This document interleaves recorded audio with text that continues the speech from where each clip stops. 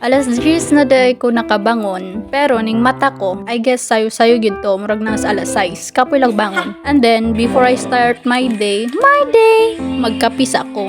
Dayon, kani laging kabuang nga sige tag cellphone, makakita dahil laing mga butang diha sa internet. Mauna, nagsuway-suway, ambot lang kahag mamaon ng imong gihimo diha. Basta wala man puy mubadlong nako kay ako raman pud usa.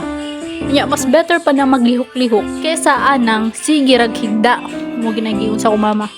Sige, makakigda din ha. Lihok-lihok pod pa nalagsa. Mana maglihok-lihok na ko karon. Di ari dapit sa North Pole kuya-kuya puday ang kuan din hinaw panahon. Karon ra ko ka-realize kay spring naman ron, which means hapit na mag-summer. Spring god. Mao nang ang adlaw hayag gihapon na sa gawas bisag alas 9 sa gabi. And then, ning kalit man og snow, unsa may rason nga nung mukalit ka og snow?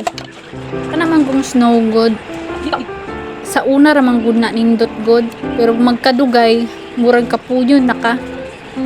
Kahastang tugnawa, kapoy kigsotog daghang mga kuan, charing-charing. Hapit na ning awa sana niluto ni mo ha, tungod na nimong kadanghag. Pero okay ra na ako ra bitaw usa. Mo na, luto na na. Kabalo mo unsa na?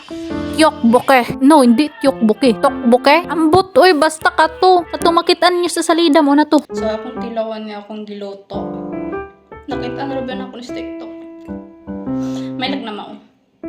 Na-intimidate man ko, eh. Yung ko naghalang. Sosa. Lami.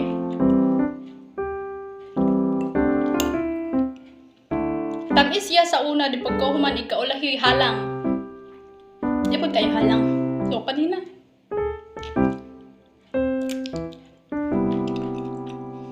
Lami! Lami, ay!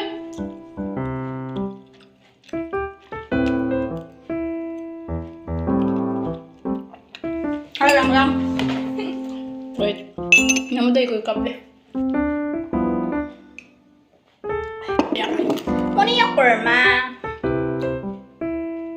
Here comes the airplane.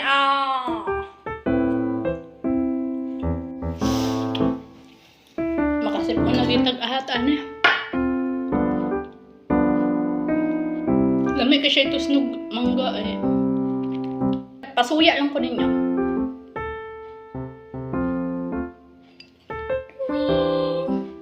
Makita na ako atong mga salida, ang mga mukbang. Tagkan kay sili. Naon nila. Then, na. Diba ko man ganon? Lamig yung mangga eh.